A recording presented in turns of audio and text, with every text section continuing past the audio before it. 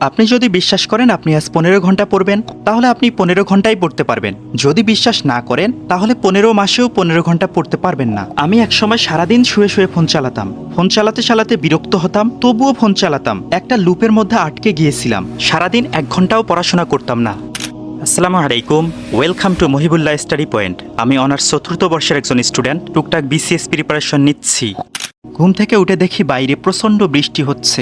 চাইলে আরাম করে আরও ঘন্টা 2 ঘুমাতে পারতাম, কিন্তু এত ঘুমালে চলবে না। ঝটপট বিছানা গুছিয়ে ফ্রেশ হয়ে ফজরের পর পড়তে বসি। প্রথমে না হওয়া ভার্বগুলো মুখস্থ করতে বসে যাই।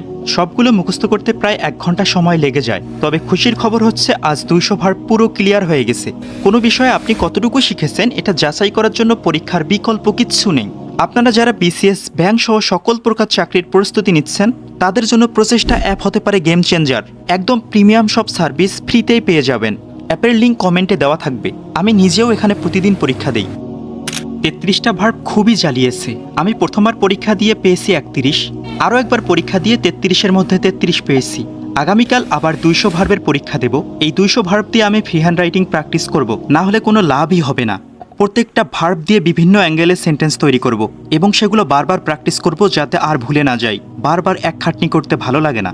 টানা 3 ঘন্টা পড়িয়ে আপাতত পড়ানো শেষ হলো। এখন ঝটপট 20 মিনিটের মধ্যে ব্রেকফাস্ট রেডি করতে হবে। ওই সেই সেম ব্রেকফাস্ট, 2টা ডিম সিদ্ধ করতে হবে, আবার সালাদ বানাতে হবে, ব্যাস। তবে এখন পর্যন্ত বিরক্তি আসেনি, বেশ মজাই লাগছে। ভাজা বাদাম শেষ হয়েছে।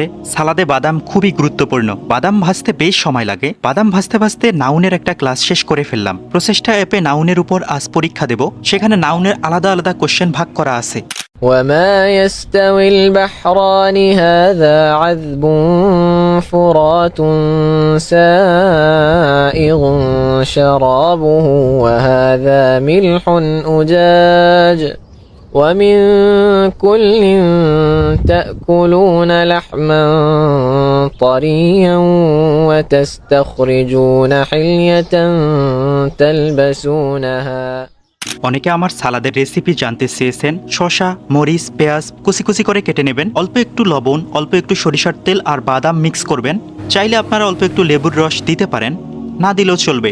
তারপর হাত দিয়ে ভালো করে মেখে নেবেন। যদি ভালো না লাগে তাহলে আমার বাড়িতে আপনার দাওয়াত থাকলো। আজ ওয়ার্কআউটের সব টাস্ক কমপ্লিট করেছি। যখন আপনি একটা কাজ করতে চান এবং তা করে ফেলেন, এর মজাই আলাদা।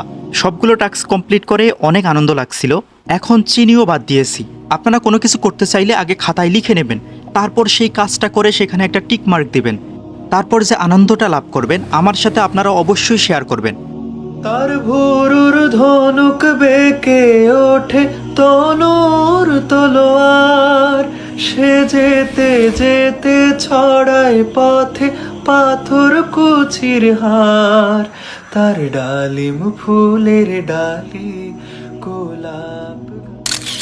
আজ অনেকগুলো ফ্রি হ্যান্ড রাইটিং প্র্যাকটিস করেছি। যখন ইংরেজি পড়তে বিরক্ত লাগছিল তখন আবার অঙ্ক করেছি। আমি জায়গা চেঞ্জ করে করে পড়ি, আমার কাছে এটা ভালো লাগে। মনোযোগ হারিয়ে যায় না। এক জায়গায় বেশিক্ষণ পড়লে একঘেয়েমি চলে আসে। আপনারাও জায়গা চেঞ্জ করে পড়তে পারেন। আজ বেশ ভালো পড়াশোনা করেছি, সবগুলো টাস্ক পূরণ করতে পেরেছি।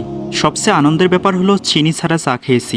যদিও খেতে বিরক্তিকর, তবে মনকে বোঝালে সহজ। সবশেষে জার্নালিং করে শেষ করেছি। আজ এই পর্যন্ত।